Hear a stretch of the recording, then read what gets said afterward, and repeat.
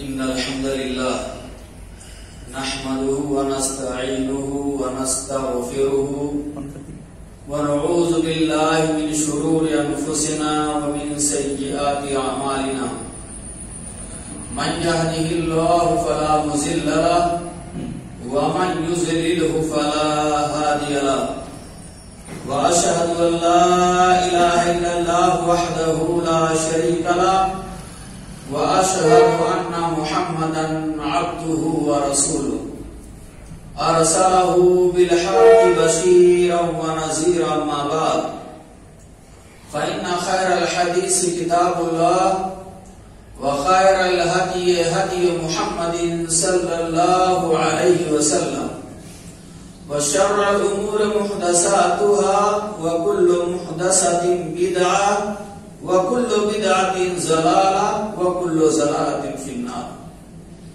فأعوذ بالله السميع العليم من الشيطان الرجيم. بسم الله الرحمن الرحيم. قاف والقرآن المجيد بل عجبوا أن جاءهم منذر منهم فقال الكافرون هذا شيء عجيب أَإِذَا مِتْنَا وَكُنَّا تُرَابًا ذَلِكَ رَجْعٌ بَعِيدٌ قَدْ عَلِمْنَا مَا تَنقُصُ الْأَرْضُ مِنْهُمْ وَعِندَنَا كِتَابٌ حَفِيظٌ بَلْ كَذَّبُوا بِالْحَقِّ لَمَّا جَاءَهُمْ فَهُمْ فِي أَمْرٍ مَرِيجٍ. وقال الله تبارك وتعالى في موضع آخر إِن تَجْتَنِبُوا كَبَائِرَ مَا تُنْهَوْنَ عَنْهُ نكفر عنكم سيئاتكم وندخلكم مدخلا كريما. وعن ابي هريره رضي الله عنه قال قال رسول الله صلى الله عليه وسلم الصلوات الخمس والجمعة إلى الجمعة ورمضان إلى رمضان مكفرات لما بينهن إذا اجتنبت الكبائر. رواه مسلم. رب اشرح لي صدري ويسر لي امري واحلل عقدة من لساني يفقهوا قولي. اللهم زدني علما وارزقني فهما. اللهم اني اسالك علما نافعا ورزقا طيبا وعملا متقبلا. قابل احترام علماء کرام، بزرگوں، نوجوان دوستوں، اراکین جمعیت اور مسجد کے ذمہ دار حضرات، جملہ سامعین، ماں اور بہنوں، سب سے پہلے ہم اللہ رب العالمین کی تعریف، توصیف، بڑائی، کبریائی بیان کرتے ہیں، جو ہمارا خالق، مالک، رازق اور رب العالمین ہے، جو مالک یوم الدین ہے، جو رحمان اور رحیم، قدیر اور قادر، سمیع اور بصیر، لطیف اور خبیر، الغرض بے شمار صفات کا حامل ہے. حمد و ثنا ذات کے لیے جو اپنی توحید، توحید ربوبیت، توحید الوہیت، توحید اسماء و صفات میں یکتا، منفرد اور بے مثال. اللہ رب العالمین کی جتنی بھی تعریف، توصیف، کبریائی، بڑائی، عظمت بیان کی جائے کم ہے. ہم اللہ کا بندہ ہونے کی حیثیت سے اتنا کہہ سکتے ہیں: الحمدللہ حمدا کثیرا طیبا مبارکا فیہ سبحان اللہ وبحمدہ سبحان اللہ العظیم. اللہ کی حمد و ثنا کے بعد بے شمار درود و سلام نازل ہوں اللہ کے برگزیدہ نبیوں، پیغمبروں، رسولوں پر، خصوصاً آخری نبی جناب محمد رسول اللہ صلی اللہ علیہ وسلم پر، جو سید الانبیاء ہیں، محسن انسانیت ہیں، قائد اعظم ہیں، نبی رحمت ہیں، جن کے بعد کوئی نبی آنے والا نہیں، لا نبی بعدی. آپ کے ذریعے سے قیمتی دولت توحید ملی، آپ کے ذریعے سے سب سے بہتر دین اسلام ملا، آپ کے ذریعے سے سب سے بابرکت کتاب قرآن مجید ملی. الغرض آپ نے اللہ کا پیغام ہم تک پہنچانے کے لیے بے شمار قربانیاں دی، مسائب اور آلام جھیلے، صحابہ کرام نے قربانیاں دی، تب جا کر کے توحید کی دولت ہم کو ملی. ایسے نبی پر بے شمار لاکھوں کروڑوں درود و سلام نازل ہوں. اللہم صلی علی محمد وعلی آل محمد کما صلیت علی ابراہیم وعلی آل ابراہیم انکا حمید مجید. اللہم بارک علی محمد وعلی آل محمد کما بارکت علی ابراہیم وعلی آل ابراہیم انکا حمید مجید. اللہ رب العالمین کی حمد و ثنا اور درود و سلام کے بعد محترم بزرگوں، نوجوان دوستوں، خطبہ مسنونہ کے بعد ہم نے سورہ نساء کی آیت نمبر 31 اور صحیح مسلم کی ایک پیاری حدیث آپ کے سامنے رکھی. آج کے خطبہ جمعہ کا ہمارا موضوع ہے گناہ کبیرہ کی پہچان اور چند گناہ کبیرہ کا ذکر. میرے بھائی دوستو، سب سے پہلے ہم یہ جان لیں کہ انسان، ہم اور آپ، یہ آدم کی اولاد ہے. الانسان مرکب من الخطا والنسیان. انسان خطاؤں اور گناہوں کا مجموعہ ہے. اگر ہم انسان ہیں تو ہم سے غلطی ہوگی. آئیے ہم دیکھتے ہیں آج کے خطبہ جمعہ میں کہ گناہ کسے کہتے ہیں اور گناہ کی کتنی قسمیں ہیں اور گناہ کبیرہ کی علامت اور پہچان کیا ہے اور چند گناہ کبیرہ کا ذکر ہوگا. اللہ رب العالمین کی نافرمانی، اللہ و رسول کی نافرمانی کا نام گناہ کبیرہ ہے. یعنی اللہ و رسول نے جن چیزوں کے کرنے کا حکم دیا ہے اس کو بجا نہ لایا جائے، جن چیزوں سے منع کیا ہے اس سے اجتناب نہ کیا جائے، اسی کا نام گناہ ہے. اسی کا نام کیا ہے؟ گناہ ہے. گناہ کی میرے بھائیوں دو قسمیں ہیں، گناہ کبیرہ، گناہ صغیرہ. اگر انسان صراط مستقیم سے، راہ حق سے دور ہٹ جاتا ہے، اللہ کی نافرمانی کرتا ہے، اللہ کے حکم کو ٹھکرا دیتا ہے، سرکشی اور بغاوت پہ تلاتا ہے اور بہت بڑا نافرمان ہو جاتا ہے، تکبر کا اظہار کرتا ہے، شریعت کی بات کو ماننے کے لیے اپنے آپ کو تیار نہیں پاتا ہے، تو اس کو گناہ کبیرہ کہتے ہیں. اور اگر صراط مستقیم سے، راہ حق سے، راست سے تھوڑا ہٹا ہے، معمولی نافرمانی ہے، تو اس کو صغیرہ گناہ کہتے ہیں، چھوٹا گناہ، بڑا گناہ. جب آپ نے جان لیا گناہ کسے کہتے ہیں، اللہ و رسول کی نافرمانی کا نام گناہ ہے. گناہ کی دو قسمیں ہیں، گناہ کبیرہ، گناہ صغیرہ. چھوٹے چھوٹے گناہ جو سرزد ہو جاتے ہیں، معمولی غلطیاں جو ہم سے اور آپ سے سرزد ہو جاتی ہیں، اس کا نام ہے صغیرہ گناہ. اور جو بڑے بڑے گناہ، بڑے بڑے پاپ، جو بڑے بڑے جرم جو سرزد ہوتے ہیں، اس کا نام ہے گناہ کبیرہ، بڑا بڑا گناہ. گناہ کبیرہ کی پہچان اور علامت کیا ہے؟ اس تعلق سے علماء نے کئی علامتیں ذکر کی ہیں، وہ آپ کے سامنے رکھتا ہوں. گناہ کبیرہ کی پہچان یہ ہے کہ ہر وہ کام گناہ کبیرہ ہے. ہر وہ کام گناہ کبیرہ ہے جس کے کرنے پر اللہ و رسول کی لعنت بھیجی گئی ہو کرنے والے پر، جس کے ارتکاب کرنے والے پر، مرتکب پر، اس کام کے کرنے پر لعنت کی گئی ہو، اللہ اور اس کے رسول کی لعنت بھیجی گئی ہو. ہر وہ کام گناہ کبیرہ ہے جس کام کے کرنے پر شریعت اسلامیہ میں اللہ و رسول کی طرف سے لعنت بھیجی گئی ہو، وہ کام گناہ کبیرہ ہے. مثال کے طور پر حدیث میں آتا ہے، صحیح مسلم کی حدیث ہے، لعن اللہ الراشی والمرتشی. اللہ کی لعنت ہو رشوت لینے والے پر، دینے والے پر، اور یہ حکم میں دونوں برابر ہے. اللہ کی لعنت کا مطلب یہ ہوتا ہے کہ اللہ کی رحمت سے ایسا شخص دور ہو جائے، اللہ کی نظر کرم نہ ہو.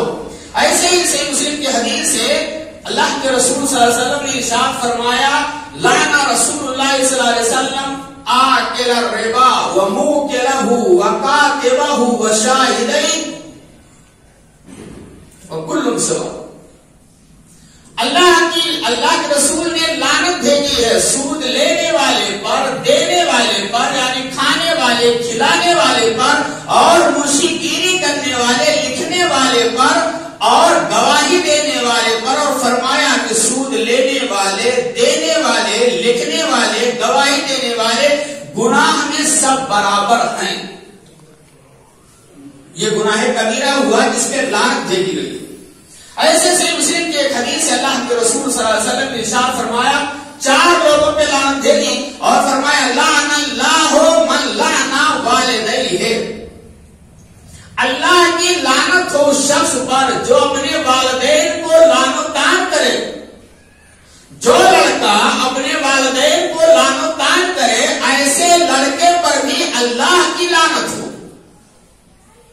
والدین کو برا بھلا کہنے والا، والدین کی نافرمانی کرنے والا، والدین کو لعن و طعن کرنے والا، والدین کو بد دعا کرنے والے پر اللہ کے رسول نے کیا فرمایا کہ اللہ کی لعنت۔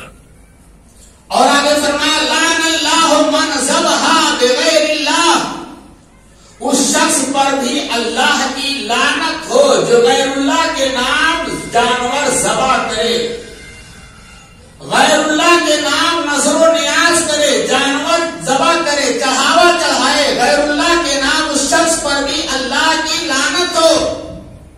اور آگے فرمایا لعن اللہ من آوى محدثا، اس شخص پر بھی اللہ کی لعنت ہو جو کسی بدعتی کو پناہ دے، بدعتی کو مدد کرے بدعتی کی، اور بدعتی کی مدد میں آگے رہے۔ بدعت کی جائز کرنے والے، بدعتی کو پناہ دینے والے پر بھی اللہ کی لعنت ہو، یہ اللہ کے رسول صلی اللہ علیہ وسلم نے ارشاد فرمایا۔ اور چوتھی چیز آپ نے فرمائی لعن اللہ من غیر منار الارض، ایسے مسلم کے الفاظ ہیں، اللہ کی لعنت ہو اس شخص پر جو زمین کے نشانات کو مٹا دے۔ تو معلوم یہ ہوا کہ ہر وہ کام گناہ کبیرہ ہے جس پر اللہ و رسول نے لعنت بھیجی ہو کرنے والے پر، کہ اگر یہ کام کرو گے تو لعنت ہے۔ والدین کو لعن و طعن کرنے والے پر، والدین کو لعن و طعن کرنا، والدین کی نافرمانی کرنا گناہ کبیرہ ہے۔ اب والدین کی نافرمانی کرنا گناہ کبیرہ ہے، لعن و طعن کرنا گناہ کبیرہ ہے، گالی گلوچ دینا گناہ کبیرہ ہے، لعن و طعن کرنے والے پر اللہ کی لعنت، غیر اللہ کے نام نظر و نیاز کرنے والے، جانور ذبح کرنے والے پر اللہ کی لعنت، بدعتی کو پناہ دینے والے، ان کو اپنا فرینڈ اور دوست بنانے والے پر اللہ کی لعنت، اور زمین اور مکانات کے نشانات کو مٹانے والے پر اللہ کی لعنت۔ آپ دیکھ لیجئے کیا ہو رہا ہے، پڑوسی کی زمین ہے، نشان لگا ہوا ہے، نشان رات میں مٹا دیا جاتا ہے، کھیت کا بھی نشان مٹا دیا جاتا ہے، مکان اور دیوار کا بھی نشان مٹا دیا جاتا ہے، اور ناجائز ایک بالش قبضہ کر لیا جاتا ہے۔ جو زمین کے مکان کے نشانات کو مٹا کر کے ناجائز زمین پر قبضہ کرے اس پر بھی اللہ کی لعنت ہو، یہ صحیح مسلم کی حدیث ہے۔ تو معلوم یہ ہوا کہ ہر وہ کام گناہ کبیرہ ہے میرے بھائیوں جس کام کے کرنے والے پر لعن و طعن کی گئی ہو اللہ و رسول کی طرف سے۔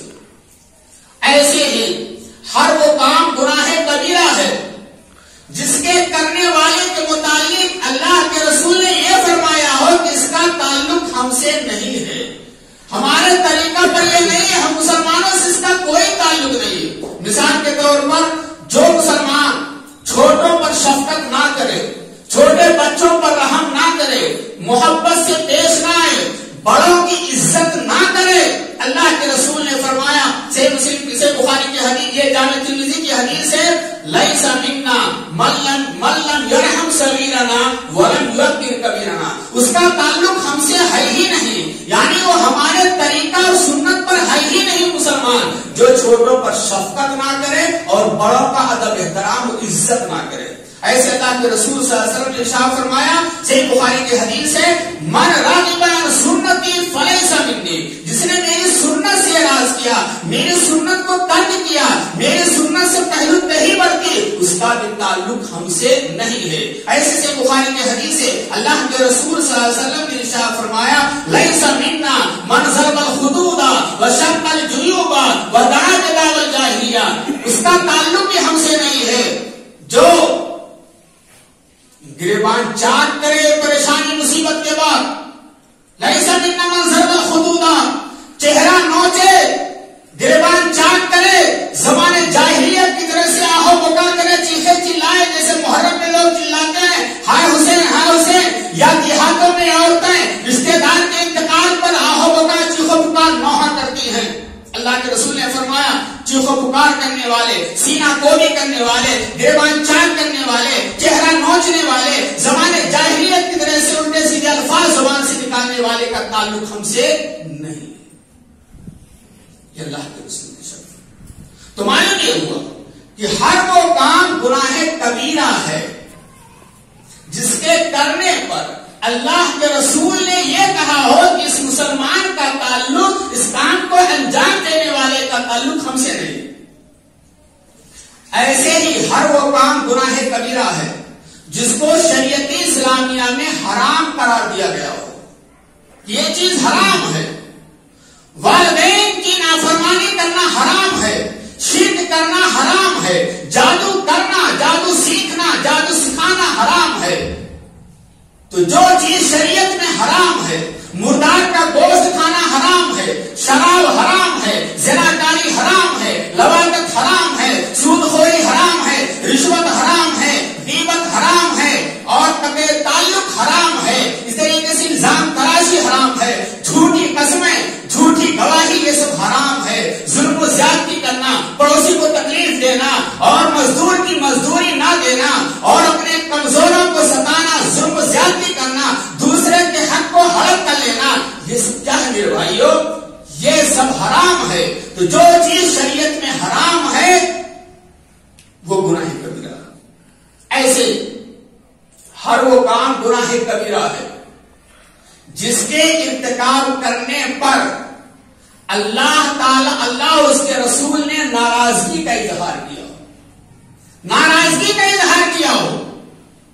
جیسے کہا گیا کہ سود جو کاروبار، سودی کاروبار کرتا ہے وہ اللہ سے جنگ کر رہا ہے، لڑ رہا ہے اللہ سے جنگ کر رہا ہے۔ تو اللہ اس کے رسول کی ناراضگی ہو، فرشتوں کی ناراضگی ہو، اس کام کے کرنے پر وہ کام گناہ کبیرہ ہے۔ ایسے ہر وہ کام گناہ کبیرہ ہے جس کے ارتکاب کرنے پر سزا متعین کی گئی ہو، سزا متعین کی گئی ہو۔ شراب پیو گے تو کوڑے لگائے جائیں گے، چوری کرو گے تو حد قائم کر کے ہاتھ کاٹا جائے گا، بدکاری کرو گے تو پتھروں سے مار کر کے رجم کیا جائے گا اور کوڑے لگائے جائیں گے۔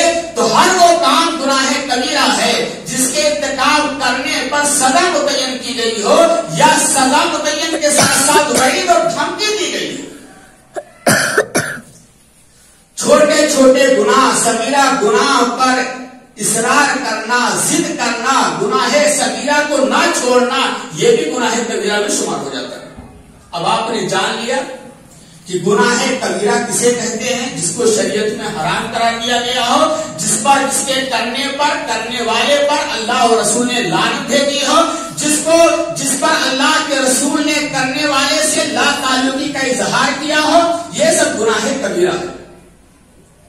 اب اس کے علاوہ جو گناہ ہیں وہ گناہ صغیرہ کہلاتے ہیں۔ ہم نے سورہ نساء کی آیت نمبر 31 تلاوت کی ہے۔ اللہ رب العالمین نے ارشاد فرمایا ہے کہ اگر بڑے بڑے گناہ سے، گناہ کبیرہ سے تم بچتے رہو گے تو ہم تمہارے صغیرہ گناہ ویسے ہی معاف کر دیں گے۔ اللہ نے ارشاد فرمایا ان تجتنبوا کبائر ما تنهون عنه نکفر عنکم سیئاتکم وندخلکم مدخلا کریما۔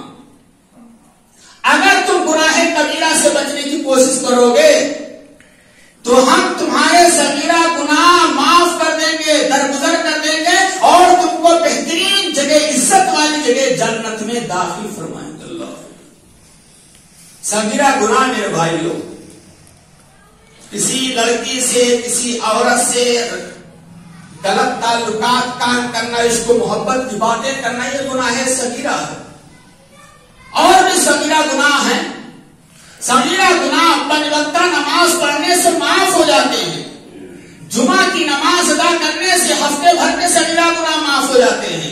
رمضان کا روزہ رکھنے سے گناہ معاف ہو جاتے ہیں. ایسے نفلی روزہ رکھنے سے بھی گناہ معاف ہو جاتے ہیں. چنانچہ صحیح مسلم کی حدیث جو میں نے آپ کے سامنے رکھی ہے، اللہ کے رسول صلی اللہ علیہ وسلم نے ارشاد فرمایا الصلوات الخمس والجمعۃ الی الجمعہ ورمضان الی رمضان مکفرات لما بینہن اذا اجتنبت الکبائر. پنج وقتہ نمازیں، ماہ رمضان کے روزے، جمعہ سے لے کر کے جمعہ، یہ گناہوں کا کفارہ ہے. صغیرہ گناہوں کا کفارہ ہے. شرط یہ ہے گناہ کبیرہ سے بچا جائے. جب گناہ کبیرہ سے بچو گے میرے بھائیو بزرگوں، میری ماں اور بہنوں، تب صغیرہ گناہ آپ کو معاف ہو جائیں گے. صحیح مسلم کی حدیث آپ کو معلوم ہونا چاہیے کہ کبیرہ گناہ میں بھی دو کوالٹی ہے. ایک ویآئپی گناہ اور ایک اس سے کم تر. یعنی کچھ کبیرہ گناہ ایسے ہیں جن کی سنگینی کی وجہ سے جو بہت اہم جرم ہے، بہت اہم اس کی حیثیت ہے، اس سنگینی کی وجہ سے اس کی سزا بھی متعین کی گئی ہے خطرناک. مثال کے طور پر حدیث میں آتا ہے کہ جو مسلمان عشاء کی نماز ترک کر دے گا، جان بوجھ کر کے عشاء کی نماز ترک کرنے والے کا سر قیامت کے دن پتھروں سے کچلا جائے گا. عشاء کی نماز ترک کرنے والے بھیانک سزا ہے. ایسے جو مالدار ہیں، صاحب نصاب ہیں، اور اپنے مال میں زکات نہیں دیتے ہیں، دین سے دور ہو رہے، دینداری نہیں ہے، مالدار ہیں، مال نصاب تک پہنچا ہوا، زکات نہیں دیتے ہیں اور مستحق لوگوں تک اپنا مال نہیں پہنچاتے ہیں، یہ زکات قیامت کے دن ان کے گلے میں زہریلا سانپ، اژدہا سانپ بن کر کے لپٹ جائے گا. یہ سزا ہے میرے بھائی. ایسے حدیث میں آتا ہے کہ جو رمضان کا روزہ ترک کر دے گا جان بوجھ کر کے، تاریخ صوم کو قیامت کے دن لایا جائے گا، اس کے جبڑے پھاڑ دیے جائیں گے، خون نکلنا ہوگا، جبڑے چیر دیے جائیں گے. یہ تاریخ صوم کا اس کی سزا ہوگی. اور جو پیٹھ پیچھے دوسرے کی برائی کرتے ہیں، بہن بھائی کی برائی کرتے ہیں، حدیث میں آتا ہے کہ غیبت کرنے والوں کی سزا یہ ہوگی کہ قیامت کے دن ان کے ناخن تانبے کے ہوں گے اور اس سے اپنے سینے کو نوچ رہے ہوں گے. غیبت کرنے والوں کی سزا. اور جو پیٹھ پیچھے چپکے دوسروں کی باتیں سنتے ہیں کان لگا کر کے، سر کو یہ جاسوسی کرتے ہیں، فون ٹیپ کرتے ہیں، دوسروں کی باتوں کو سنتے ہیں، ان کی سزا یہ ہوگی کہ ان کے کان میں سیسا پگھلا کر کے ڈالا جائے گا. اور جو سودی کاروبار کرتے ہیں، لون لیتے ہیں، قسطوں پر گاڑیاں لیتے ہیں، سودی کاروبار چھوڑنے کے لیے تیار نہیں ہے، وہ بھی خبردار سن لیں. ان کے لیے سزا یہ ہے کہ سودی کاروبار کرنے والوں کو خون کے سمندر میں گوتا دلایا جائے گا. ڈبکی لگاؤ. بہت مزے اڑائے تھے لون لے کر کے بینکوں سے، سودی کاروبار کر رہے تھے، چھوڑنے کے لیے تیار نہیں تھے. آج سزا یہ ہے کہ خون کا سمندر ہوگا، اس میں ڈبکی دلایا جائے گا، گوتا لگائیں گے.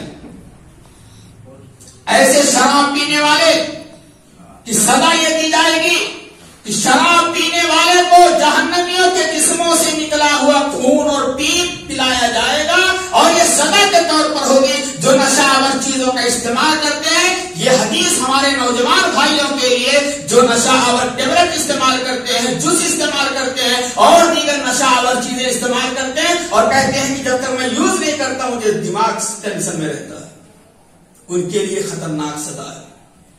نشہ آور چیز استعمال کرنے والی، یاد رکھیے گا حدیث کا اصول ہے ما اسکرا کثیرہ فقلیلہ حرام.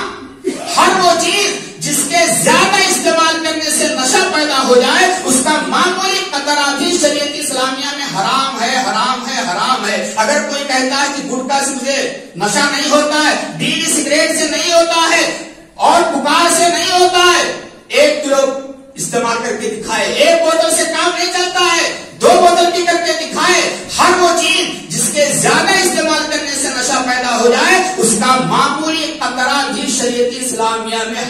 اس اصول کو نوٹ کر لیجیے گا. کوئی مفتی فتوا دیتا رہے شریعت کہتی حرام حرام، مکروہ نہیں ہو سکتا میرے بھائیو، حرام ہے. یہ اور بات ہے کہ علماء استعمال کریں تمباکو گٹکا اور اپنے جواز کے لیے فتوے صادر کریں اور کہیں مکروہ تنزیہ ہے، لیکن شریعت اسلامیہ کہتی نہیں حرام. ہر وہ چیز جس کے استعمال کرنے زیادہ استعمال کرنے سے نشہ پیدا ہو جائے اور ہر وہ چیز جو عقل کو مایوس کرتے وہ حرام ہے شریعت اسلامیہ. اور شراب کو ام الخبائث کہا گیا ہے، نشہ آور چیز کو ام الخبائث کہا گیا ہے. ایسے ہی دنیا کے اندر جو زناکاری بدکاری کرتے ہیں وہ بھی سزائیں سنیے. دوسروں کی بہن بیٹیوں پر عزت ان کی عزت پر حملہ کرتے ہیں، موبائل کے ذریعے سے غلط میسج بھیج کر کے غلط تعلقات کام کر کے اس کو محبت کا دائرہ وسیع کرتے ہیں اور پھر شادی رچاتے ہیں، کورٹ میرج کرتے ہیں. وہ بھی سنیے قیامت کے دن ان کو سزا یہ دی جائے گی. بدکار مرد اور بدکار عورت کو تنور میں، آگ کے تنور میں ڈالا جائے گا، جلتے جاؤ، دنیا میں مزے اڑائے تھے. یہ سزائیں ہیں میرے بھائیو گناہ کبیرہ. صحیح مسلم کی حدیث ہے، اللہ کے رسول صلی اللہ علیہ وسلم نے ارشاد فرمایا الا انبئکم باکبر الکبائر ثلاث. اے میرے صحابہ کیا میں تم کو اکبر الکبائر بڑے بڑے گناہ کے بارے میں باخبر نہ کر دوں؟ 3 مرتبہ آپ نے فرمایا. صحابہ کرام کہتے ہیں قلنا بلا یا رسول اللہ، ہم نے کہا اللہ سے ضرور بتلائیے. آپ نے فرمایا الاشراک باللہ، اللہ کے ساتھ شرک کرنا، شرک اکبر الکبائر ہے. حقوق الوالدین، والدین کی نافرمانی کرنا اکبر الکبائر ہے. کہاں گئے وہ لوگ جو شرک کا ارتکاب کرتے ہیں، جو مزاروں پر جاتے ہیں اور تعویذ اور گنڈے گلے میں پہنتے ہیں اور شرکیہ کلمات کہتے ہیں، غیر اللہ کی قسمیں کھاتے ہیں. وہ ہوش کے ناخن لے لے. اس لیے زمین پر شرک سے زیادہ خطرناک بدبودار کوئی چیز جو ایمان کو لوٹنے والی ہے، ایمان کو ختم کرنے والی ہے یا کینسر کی شکل ہے، وہ شرک ہے. اسی لیے سورہ انعام کے اندر 18 نبیوں کا تذکرہ ہوا ہے. اس کے بعد اللہ نے 18 نبیوں کو ہوشیار کرتے ہوئے فرمایا لو اشرکوا لحبط عنہم ما کانوا یعملون.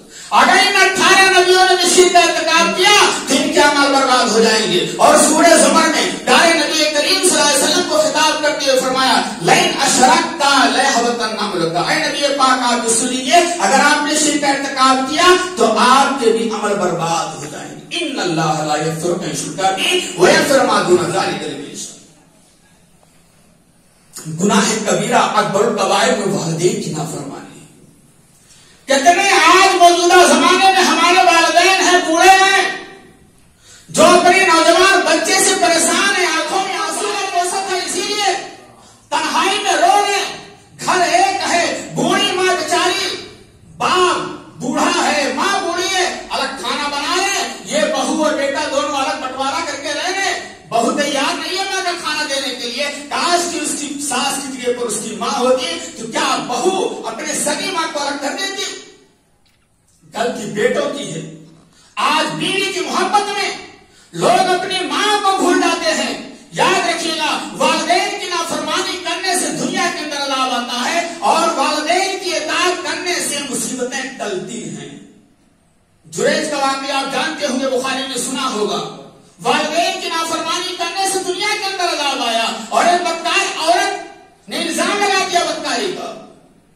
اور والدین کی اطاعت خدمت کرنے سے آئی ہوئی مصیبتیں ٹل جاتی ہیں. صحیح بخاری کا واقعہ سنا ہوگا. 3 آدمی سفر کر رہے تھے. ایک آدمی نے کہا کہ اللہ ہمارے والدین بوڑھے تھے، ہم جانور چراتے تھے، سب سے پہلے لا کر کے دودھ اپنے والدین کو پلاتے تھے. ایک روز جانور چرا کر کے باہر دور چلے گئے، واپس آئے تو والدین سو چکے تھے. بچے بھوک سے بلک رہے تھے. ہم نے ایک طرف ماں باپ کی محبت اور ایک طرف اہلویال کی محبت. اے اللہ دودھ کا پیالہ لے کر کے میں سرہانے رات بھر بیٹھا رہا. والدین کو جگانا گوارا نہیں کیا کہ نیند میں خلل ہوگا. بچوں کو دودھ پلانا گوارا نہیں کیا کہ والدین سے پہلے اولاد کو کیسے پلا دیں. اے اللہ کی رضا کے لیے میں نے کیا تھا، تو مصیبت دور کر دے، غار کا منہ کھل جاتا ہے. ہم نے اپنی آنکھوں سے والدین کو گالی دیتے ہوئے سنا ہے، ماں کو کھینچ کر کے باہر کرتے ہوئے سنا ہے، باپ پر حملہ کرتے ہوئے تھپڑ مارتے ہوئے دیکھا ہے اور باپ کے خلاف مقدمہ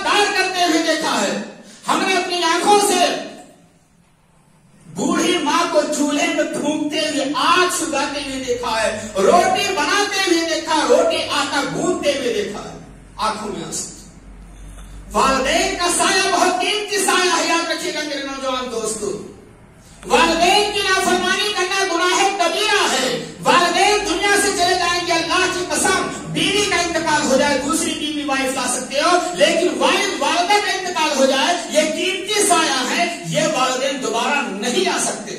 ان سے پوچھئے جن کے والدین دنیا سے جا چکے ہیں، مجھ سے پوچھئے میری والدہ کا انتقال ہو گیا مجھ پر کیا بیتتی ہے.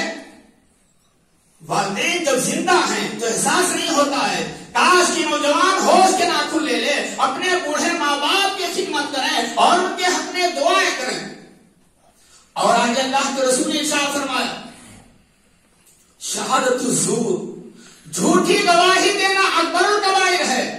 اور آگے روایت میں فرمایا قول الزور، جھوٹ بولنا گناہ کبیرہ ہے. یاد رکھیے گا میرے بھائیوں، جھوٹ بولنا منافق کی پہچان، جھوٹ بولنا کافر کی پہچان، جھوٹ بولنا شیطان کی پہچان، اور سچ بولنا انبیاء کی پہچان، صحابہ کی پہچان، صلحاء کی پہچان. آج ہمارا حال کیا ہے؟ ہمارا سارا کاروبار جھوٹ پر مبنی ہے. ہم موبائل پر کتنا جھوٹ بولتے ہیں. ہاں بتاتے ہیں کہ ہم اندور میں ہیں، اندور میں ہیں کہتے ہیں مہو میں ہیں، ہم دکان پر کہتے ہیں گھر میں ہوں. وعدہ کر لیا وعدہ خلافی کر رہے. جھوٹ کا سہارا لیا جاتا. ایمان اور جھوٹ یہ دونوں اکٹھا نہیں ہو سکتے میرے بھائیوں. اگر ایمان ہے تو جھوٹ نہیں، اور اگر جھوٹ ہے تو ایمان نہیں. اپنا اپنا جائزہ ہم لوگ لے لیں. جھوٹ بولنا منافق کی پہچان ہے. آیت المنافق ثلاث، اذا حدث کذب واذا وعد اخلف واذا اؤتمن خان. منافق کی 3 نشانیاں ہیں. جب بات کرے تو جھوٹ بولے، وعدہ کرے تو وعدہ خلافی کرے، اور امانت میں خیانت کرے. امانت میں خیانت کرے. اکبر الکبائر کی مثال آپ ایسے سمجھیے، کسی کی حق تلفی کرنا گناہ کبیرہ ہے، لیکن اللہ کی حق تلفی کرنا، اللہ کی ذات میں دوسرے کو شریک کرنا، شرک کرنا، یہ اکبر الکبائر ہے. عام عورت سے بدکاری کرنا گناہ کبیرہ ہے، لیکن پڑوس رشتے دار کی عورت سے بدکاری کرنا اکبر الکبائر ہے. کسی کے مال کو ہڑپ کر لینا گناہ کبیرہ ہے، لیکن چچا اور سرپرست کی حیثیت سے بھتیجا اور یتیم بچے کے مال کو ہڑپ کر جانا یہ اکبر الکبائر ہے. گناہ کبیرہ کی لسٹ بہت زیادہ ہے. ایک حدیث میں 7 گناہ کبیرہ کا تذکرہ ہے. شرک کرنا، قتل کرنا، جادو کرنا، سود کھانا، یتیم کے مال کو ہڑپ کر جانا، اور پاک دامن بھولی بھالی عورتوں پر بدکاری کا الزام لگانا، اور میدان جنگ سے راہ فرار اختیار کرنا.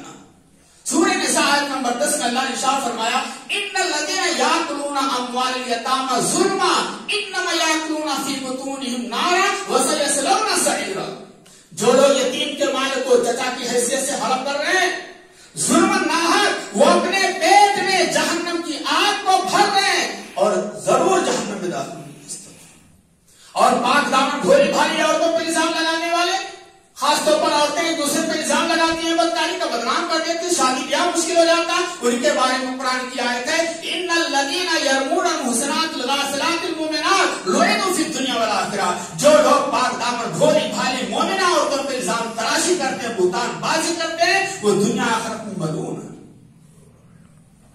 شرک کرنا گناہ کبیرہ، جھوٹ بولنا گناہ کبیرہ، والدین کی نافرمانی کرنا گناہ کبیرہ، پڑوسی کو تکلیف دینا گناہ کبیرہ، چھوٹوں پہ شفقت نہ کرنا، بڑوں کی عزت نہ کرنا گناہ کبیرہ، ظلم و زیادتی کرنا گناہ کبیرہ، دوسرے کے حق کو ہڑپ کر لینا گناہ کبیرہ، اور چغلخوری کرنا گناہ کبیرہ، اور قطع تعلق کر لینا گناہ کبیرہ. گناہ کبیرہ کی لسٹ میرے بھائیوں 70 ہے، بلکہ بعض زمانے کا 70 سے زیادہ کہاں تک بیان کیا جائے، کہاں تک بیان کیا جائے. آج حلال و حرام کی تمیز ہم نہیں کرتے ہیں، حلال و حرام کی تمیز نہیں کرتے ہیں، اس لیے ہماری دعاؤں میں اثر نہیں ہے. حدیث میں آتا ہے کہ ایک صحیح مسلم کی روایت ہے کہ ایک آدمی مسافر ہوتا ہے، مسافر کی دعا قبول ہوتی ہے، اللہ کے دربار میں حاضری دیتا ہے، اپنے دونوں ہاتھوں کو اٹھاتا ہے اور کہتا ہے یا ربی یا ربی، اے میرے رب میری دعا سن لے سن لے سن لے. لیکن اللہ کے رسول فرماتے مطعم و حرام، اس کا کھانا حرام کمائی کا، مشرب و حرام، اس کا پینا حرام ملبس و حرام، اس کا لباس حرام کمائی کی، وغذی بالحرام، حرام مال سے پرورش کی جاتی ہے، فان استجاب، ایسا آدمی جو حرام کھاتا ہو کھلاتا ہو لویال کو، حرام پیتا ہو پلاتا ہو، حرام پہنتا ہو پہناتا ہو اور حرام غذا کھاتا ہو، بھلا بتائیے ایسے مسلمان کی دعا کیسے؟ اس لیے تمیز کرو میرے بھائی، اور آپس میں ظلم و زیادتی کو ترک کرو، اتقوا الظلم فإن الظلم ظلمات یوم القیامہ، ظلم و زیادتی سے بچو، یہ قیامت ان تاریخی لائے گا۔ حدیث میں آتا ہے کہ اگر کسی مسلمان نے ناحق ایک بالی زمین ہڑپ کی ہے تو قیامت کے دن تاؤ پہنایا جائے گا اور گلے میں تاؤ ہوگا جتنا زمین ہڑپ کیا تھا، اور ایک حدیث میں آتا ہے اسی میں دھسایا جائے گا، اور تیسری روایت کہتی ہے کہ اس کو حکم دیا جائے گا جتنا ناحق قبضہ کیا تھا جائیداد یہ زمین پر اتنا کھینچ کر کے میدان محشر میں لاؤ۔ اور ایک حدیث بیان کر کے میں اپنی بات ختم کرتا ہوں، چونکہ خطبہ جمعہ مختصر ہوتا، ٹائم مختصر ہوتا، باتیں لمبی ہو رہی ہے، ٹائم بھی ہو رہا ہے۔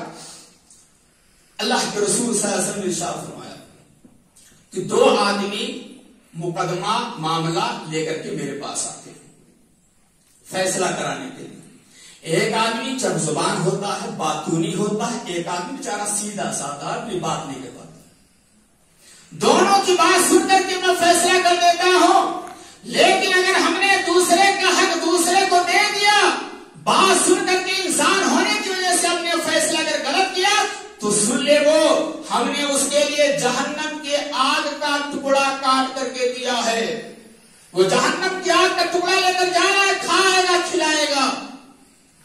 جو لوگ رشوت دے کر کے افسروں کو، وکیلوں کو، پڑوسی اور بھائی کی زمین ہڑپ کر کے بیٹھے ہوئے ہیں اور مقدمہ جیت چکے ہیں اور آ کر کے محلے میں لڈو تقسیم کیے ہیں، وہ یہ سن لے خبردار ہو جائیں کہ مقدمہ جیتنے سے وہ زمین جائیداد آپ کی نہیں ہو سکتی۔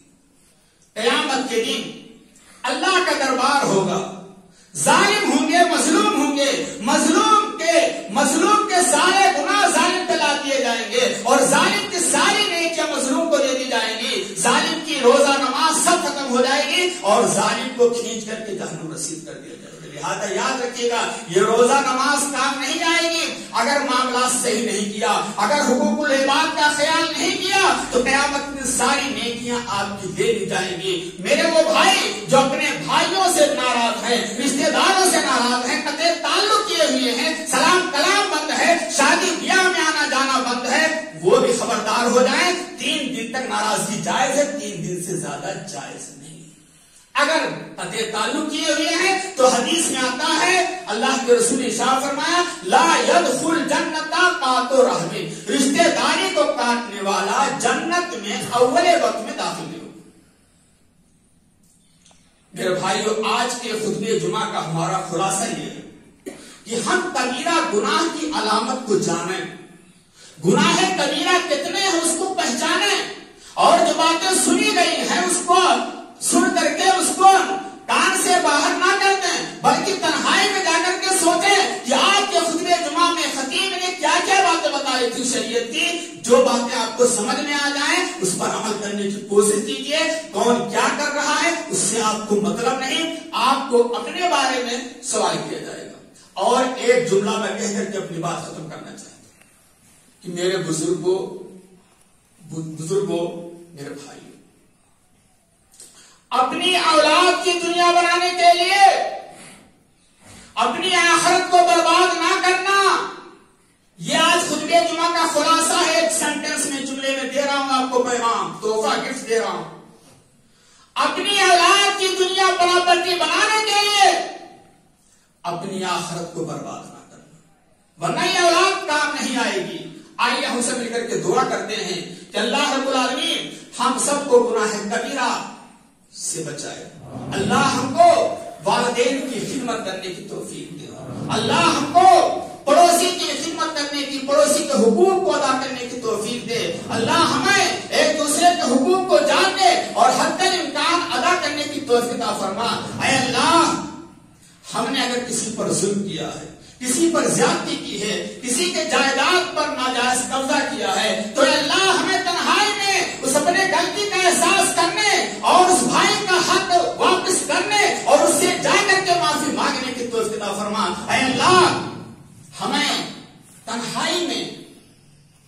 گناہوں پہ نادم ہو کر کے آنکھوں سے آنسو گرانے کی توفیق عطا فرما۔ اے اللہ ہمیں دنیا سے زیادہ آخرت کی فکر کرنے کی توفیق عطا فرما۔ اے اللہ ہماری ماں اور بہنوں کو پنج وقتہ نمازی بنا دے اور شوہر کی اطاعت کرنے والا بنا دے، اپنی عزت کا پاس و لحاظ کرنے والا بنا دے، پردے کے ساتھ محرم کے ساتھ انہیں باہر جانے کی توفیق عطا فرما۔ اے اللہ اگر ہم نے کسی پر ظلم و زیادتی کی ہے تو ہمیں توبہ کرنے معافی مانگنے کی توفیق عطا فرما۔ اے اللہ ہم روتے بہت سے دنیا کی چیزوں پر مصیبتوں پر، لیکن اے اللہ ہمیں تنہائی میں اپنے گناہوں پر رونے اور اپنے آنکھوں سے آنسو گرانے کی توفیق عطا فرما۔ اے اللہ ہم گنہگار بندے ہیں، جمعہ کے دن دعائیں قبول ہوتی ہیں، اے اللہ سب سے محبوب جگہ عبادت خانے میں داخل ہیں اور تیرے سامنے ہاتھ پھیلائے ہوئے ہیں، رو رہے ہیں۔ اے اللہ ہمارے گناہوں کو معاف کر دے، اے اللہ ہمارے کبیرہ صغیرہ دانستہ غیر دانستہ سارے گناہوں کو معاف کر دے۔ اے اللہ اگر تو نے معاف نہیں کیا تو ہم چہرہ دکھانے کے لائق نہیں ہے۔ اے اللہ ہمیں توبہ کرنے کی توفیق عطا فرما۔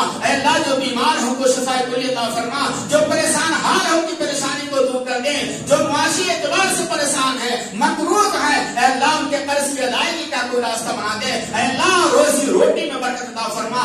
اے اللہ جن کے شادی بیاہ نہیں ہو رہے ہیں ان کی شادی بیاہ کے لیے بہترین جوڑا عطا فرما اور سنت کے مطابق شادی کرنے کی توفیق عطا فرما۔ اے اللہ ہماری ماں اور بہنوں کو اپنے بچوں کی صحیح اور دینی تربیت کرنے کی توفیق عطا فرما۔ اے اللہ ہم سب کو شرک سے دور رہنے کی توفیق عطا فرما، اور توحید سب سے قیمتی دولت ہے جس کے بغیر کوئی بھی عبادت اللہ کے دربار میں قبول نہیں ہوگی۔ اے اللہ توحید کی اہمیت کو سمجھنے اور توحید پر مضبوطی سے کام رہنے کی توفیق عطا فرما۔ اے اللہ جب تک ہم دنیا میں زندہ رہیں، ایمان کی حالت میں زندہ رہیں، توحید پر قائم رہیں، اے اللہ جب ہمارا خاتمہ ہو تو خالص توحید پر۔